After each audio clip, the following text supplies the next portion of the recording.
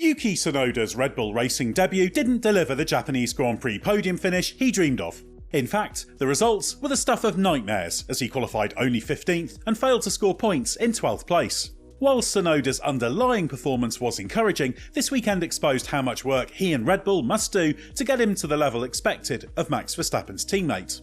That was made even more obvious by Verstappen's against-the-odds pole position and first win of the season. Tsunoda did have the underlying speed to reach Q3, which is far beyond anything predecessor Lawson showed across his 2 weekends as a Red Bull driver. And it was on that Q2 failure that Tsunoda's Suzuka weekend turned, condemning him to a frustrating race stuck in the midfield. Tsunoda has built a solid foundation, especially as he doesn't need to match Verstappen. He's been told it's about getting close, as well as being in the mix strategically and providing good feedback. But while Tsunoda's first outing suggested that he can tick those boxes, his Suzuka disappointment also had worrying echoes of the struggles of predecessors Lawson and Sergio Perez. Going into the weekend, Tsunoda was confident and said he didn't feel the car was crazy tricky in the simulator. However, he did detect the instability in the car.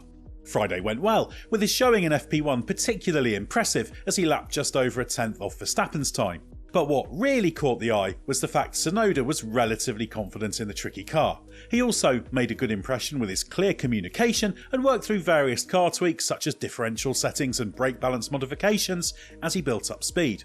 And while his pace on the mini long run at the end of the session was weaker relative to Verstappen than his single lap pace, team principal Christian Horner described it as a good start. Unfortunately, the 4 red flags in FP2 meant the session was of limited use for Tsunoda, who only logged 3 flying laps. But every lap helped, and experience of the real-world car proved vital, with Tsunoda admitting it felt a bit different to in the simulator. Red flags also made life difficult in FP3 on Saturday morning, although he lapped a tenth off his teammate when a like-for-like comparison was made of their first flying laps, having switched to softs, although Verstappen extended his advantage when he completed a second quick lap while Tsunoda pitted. But Tsunoda had proved he had potential Q3 pace. Qualifying started well as Tsunoda breezed through Q1 in 7th place, lapping just 24 thousandths of a second off Verstappen, but then Q2 happened. His critical flying lap on the second run started to get away from Tsunoda even before it had begun, with a wobble at the exit of the chicane starting the lap. He then had a big snap in the entry phase for turn 2, which meant he had a time-sapping wide moment. From there, he was always up against it and only improved on his first run by 0.154 seconds, lapping slightly slower than he had in Q1. That meant he was just over 2 tenths off reaching Q3, which was a disappointing performance given he did have the pace to have made the top 10 had he delivered on the second run.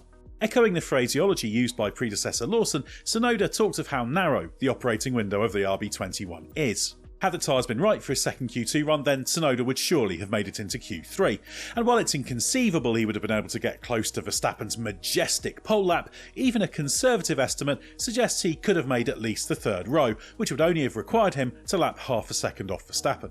Tsunoda's lowly qualifying position was made worse by the fact he opted for more rear wing than Verstappen. As he put it, the rear end of the Red Bull is on the edge. But that cost him on the straights, meaning overtaking would be even harder in the race. Even so, after qualifying 15th, Tsunoda had the car under him to be a potential points threat in the race.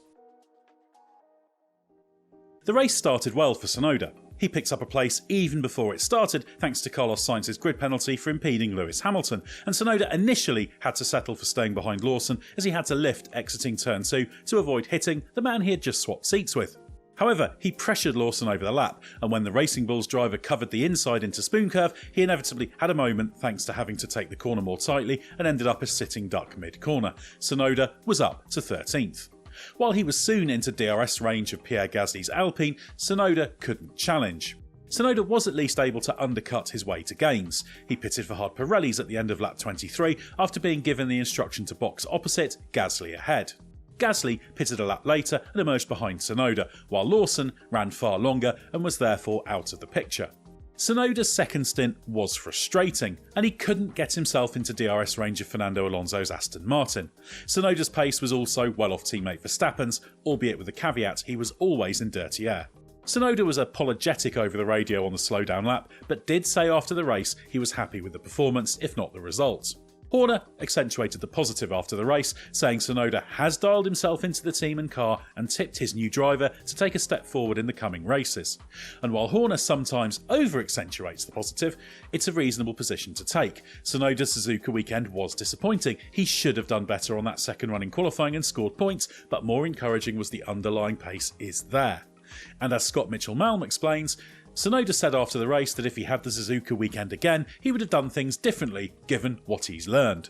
Yuki Tsunoda is obviously frustrated not to score points in front of his home crowd, but speaking to him in the mix zone afterwards, he's actually coming away fairly encouraged. There's a lot he'd do differently this weekend if he was able to do it all over again. Obviously, as he said, he can't, but things from how to use the tyres in qualifying, what caught him out in Q2, the wing choice for the race. If he could do this again, he'd run the slightly smaller wing that Verstappen was on.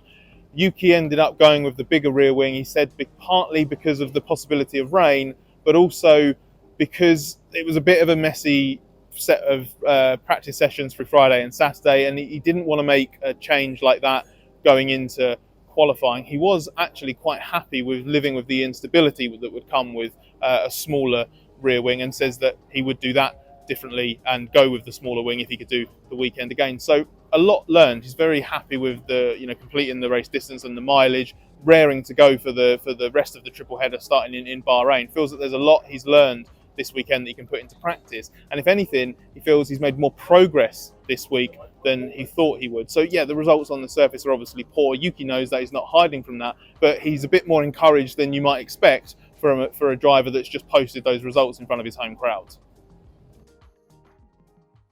Lawson had a lower profile weekend in Japan, or at least he did once the various explanations for his demotion had done the rounds. Perhaps the closest Red Bull's leadership got to taking full accountability for the hastily reversed decision to promote him in the first place was team principal Christian Horner admitting that they had asked too much too soon. Once the news of his demotion was broken to Lawson, he immediately focused on making the best of his return to Racing Bulls. As team principal Laurent Mekies said, while Lawson wasn't delighted to receive the news, he threw himself back into life with his old team. Lawson made a good start on Friday, setting 5th fastest time in that heavily disrupted FP2 session and describing the V-Carbo 2 as having a different feeling compared to the Red Bull RB21 and making positive noises about the fact it has a good operating window. However, he proved to be a step behind Isaac Hadjar on Saturday after struggling with a change in wind direction, qualifying 14th after lapping 0.131 seconds slower than his teammate. Had Lawson carried more speed through and out of the Degner 2 right-hander, he would have been right there with Hadjar. He did at least have the satisfaction of beating Tsunoda, who was 1 place and 1/10 of a second slower. As mentioned, Lawson fell behind Tsunoda on the first lap of the race, but the team gambled on him running long on mediums. He stopped for soft tyres on lap 34 of 53, having also provided a little help to teammate Hadjar by holding up Alex Albon.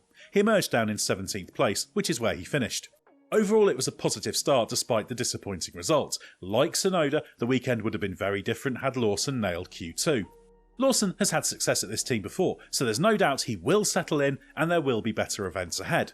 But for Tsunoda, the pressure remains on, despite the signs of promise on his Red Bull debut. And as he said, he expects more from the next race in Bahrain after getting his first weekend out of the way. But with Verstappen on the other side of the garage and a tricky car, the jury is still out on whether or not Tsunoda can turn this promising start into the sort of consistently outstanding performances Red Bull expects of its number 2 driver. Qualifying 15th and finishing 12th won't be easily excused again in the future.